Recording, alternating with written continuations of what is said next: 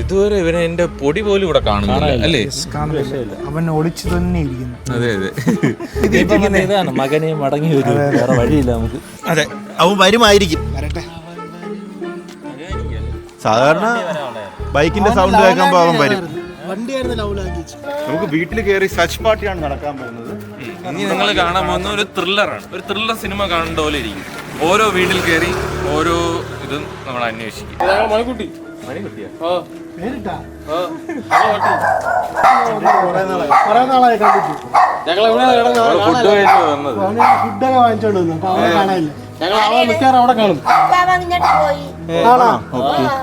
ഒരു നാട് മുഴുവൻ അവന് വേണ്ടി ഇറങ്ങിയിട്ടുണ്ട്. അതെ,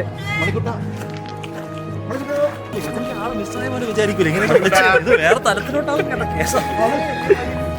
ഇവൻ തന്നെ ഒരു സ്റ്റോറി ഉണ്ടാക്കി കേട്ടോ. അവിടെ ഉണ്ട്,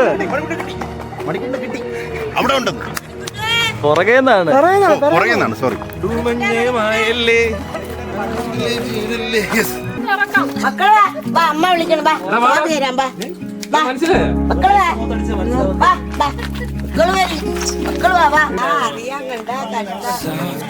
കണ്ടാടാ, നോക്കാൻ നന്ദിയുണ്ട് കേട്ടോ. എന്താ നന്ദിയേ ഉള്ളു, കഷ്ട കണ്ട മോനെ നോക്കടാ, നന്ദിയുണ്ട് കണ്ട. എടുത്തില്ലാടേ ഇവന്. എടുത്തിട്ടുണ്ടോ?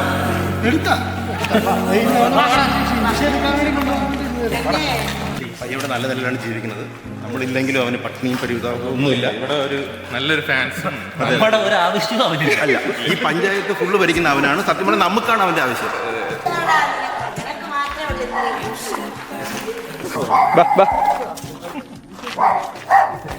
ഓൾഡ് സ്കൂൾ ബോയ്സിനെക്കാട്ടിയും ഫേമസ് ആണ് അവൻ. ആക്ച്വലി പയ്യൻ ഭയങ്കര ബുദ്ധിമാനാണ്. അപ്പൊ അവന്റെ വില മനസ്സിലാക്കി തരാൻ വേണ്ടിയിട്ട് നമ്മളിട്ട് കറക്കിയതാണ്.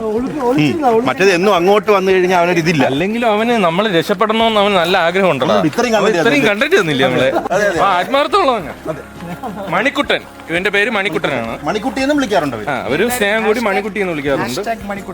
മണിക്കുട്ടൻ. നമ്മുടെ പേര് റിവീൽ ചെയ്യാണ് മണിക്കുട്ടൻ.